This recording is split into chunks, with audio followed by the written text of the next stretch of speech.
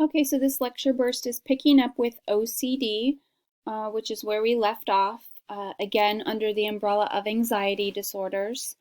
I do want you guys to watch the video clips that I included in this week's tab. There's clips on a couple different takes of OCD. So there's one of a guy named Chad, and then one of Howie Mandel. Both their obsessions are a little different from one another, but you'll also see some similarities. I also want you looking at how are their compulsions. So what do they feel that they each need to do when they're having the obsessive thoughts in an attempt to clear their heads or get rid of the obsessive thoughts? And does that ever even work for them? What does that look like? So make sure to check that out. Okay. Let's see. We're going to move now into taking a look at what's going on with OCD. So if we look at like a brain scan, this is a PET image, a PET image of a person with OCD, what we see is a lot of high metabolic activity, that's the red, in the frontal lobe area of the brain. And if you guys remember, I know it was kind of far back when we covered the brain and behavior, and what we know about the frontal lobe is that the frontal lobe is involved with attention. So what we're paying attention to, it's what focuses in on tasks, judgment, decision making, planning. All of that happens in the frontal lobe, and this makes sense. This is consistent with what we see in the behaviors of a person with OCD. They are obsessing constantly over something, thinking it over and over and over, focusing too much attention on that thing. And then they feel compelled to engage in the compulsive acts to try to rid it. And the compulsive acts are usually ritualistic behaviors that they're doing. So that makes a lot of sense when we look at it that way. The psychoanalytic perspective, remember again, this is Freud, right? Says that people, the obsessions and compulsions of people with OCD represents unconscious wishes or conflicts going on in the unconscious mind. So remember last week when we talked about personality, and Freud said that the unconscious mind is sort of like that deep reservoir lurking right underneath the surface of the water. If you think about that iceberg word picture, and the iceberg, the tip of it is just what a person's conscious of. The underlying, what's underneath the surface, is much larger and bigger, and that is the unconscious mind, made up of wishes and conflicts. So the theory tries to explain where the thoughts are coming from, but it doesn't really explain how the obsessions start in the first place. So while this is a good therapy, psychoanalytic perspective is what prompts the psychodynamic therapy, which can be helpful for those with anxiety, trying to get at maybe things that are embedded in the unconscious mind and try to pinpoint those and maybe work on those to eliminate some of the obsessions might be a good strategy. And so we do see it used that way. It just doesn't really get at the core of, well, why? Where is it coming from? How does that happen? And we know that with this view, unconscious anxiety is displaced onto neutral objects, right? So we're having anxiety as a person with OCD. We're having anxiety over something very neutral, benign, right? You could have anxiety over where you set down a paper on your table, right? That isn't something that should cause a person anxiety. So it's neutral objects. And so compulsions are thought of as the result of trying to rid ourselves of those obsessions. Learning perspective, the behavioral perspective on OCD and anxiety disorders in general, is that the fear responses are developed through different modes of learning, like observational learning, conditioned responses, and reinforcement. So that makes sense, right? Learning theorists suggest that fear conditioning leads to anxiety. That anxiety then becomes associated with other objects or other things. Remember when we talked about this, it was called stimulus generalization. We tend to generalize like stimuli to the thing that we've been conditioned to, and then that can further reinforce those responses or those behaviors. So behavioral therapy would include behavior modification, the use of different conditioning techniques to try to modify or change an undesirable behavior. Might include also systematic desensitization, which is really just like a step-by-step process that is used specifically for phobias. With anxiety, it's specific to phobias, where a client is asked to think about their fears, but practice relaxing while doing so. So it involves this kind of deep relaxation training and then listing out what the person's fearing and working through it as they're experiencing the calming sort of sensation that comes with the relaxation.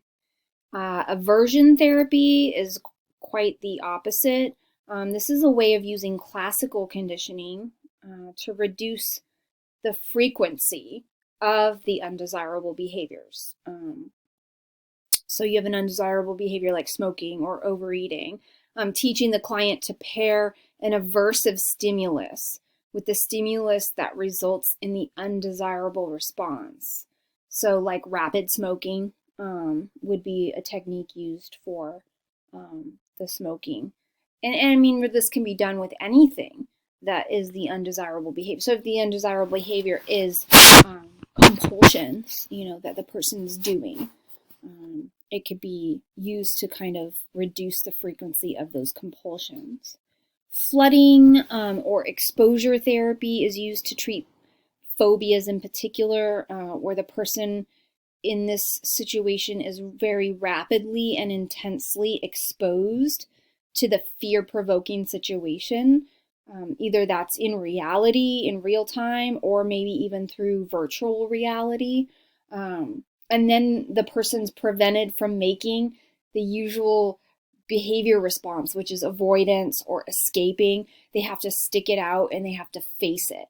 So like a person who has a fear of germs, germs being in the water, maybe, okay? I remember watching an episode of, I think it used to be on A&E called Obsessed. It was a show called Obsessed, and it would take clients with OCD and it would show how they were treated.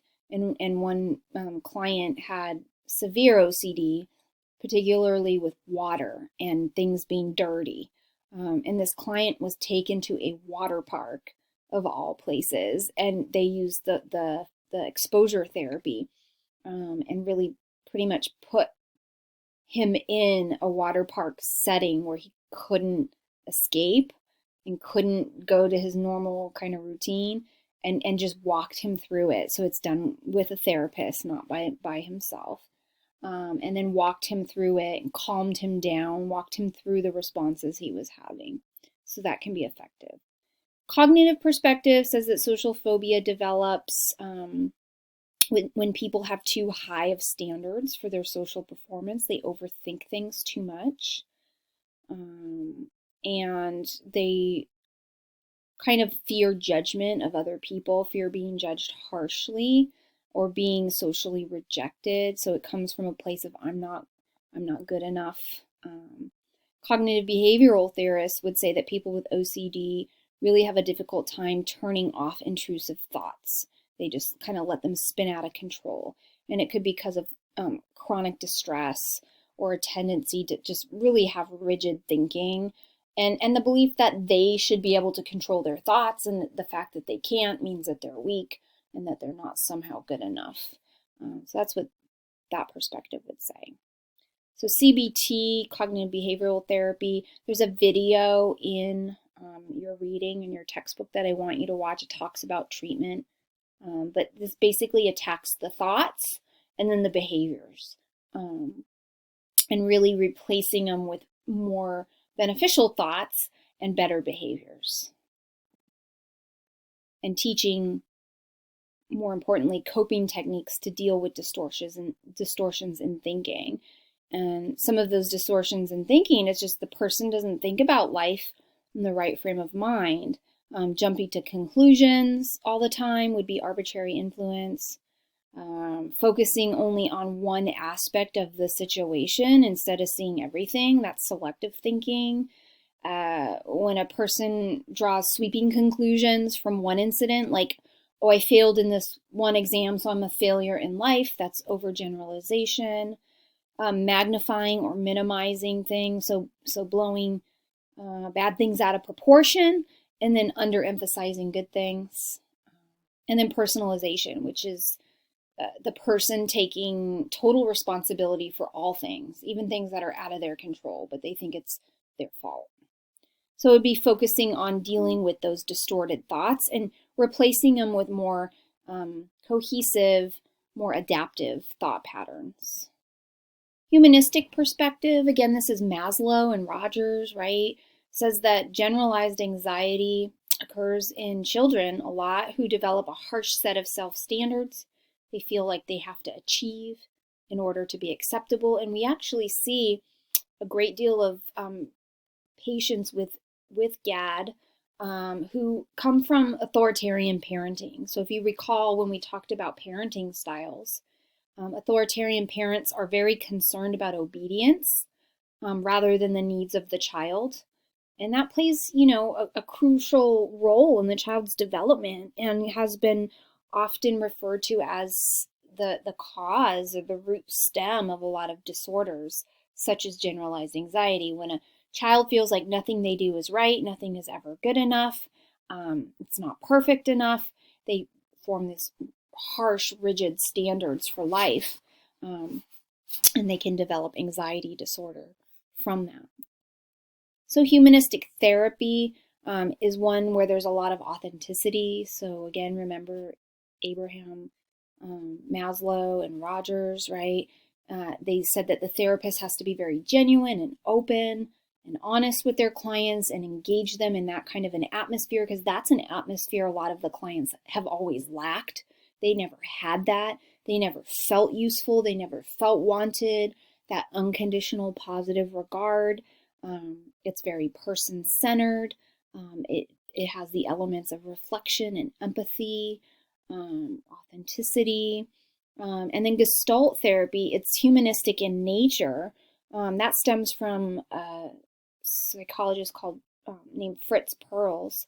And it's the idea that people's problems often stem from hiding important parts of their feelings from themselves. So like not wanting to confront real important things about oneself. So the therapy is one in which the therapist helps the client to confront those kinds of issues in a direct way. It differs from person-centered therapy because the therapist is non-directive, and it really allows the client to come to their own conclusions with minimal guidance, just kind of reflecting back to the client. And it differs from psychotherapy, that psychodynamic approach, because it's not about uncovering the hidden past. It's about really uncovering a denied past, one that the person, the client, isn't willing to confront. So they believe that everything's conscious, but that some people refuse to own up to having certain feelings or dealing with past issues.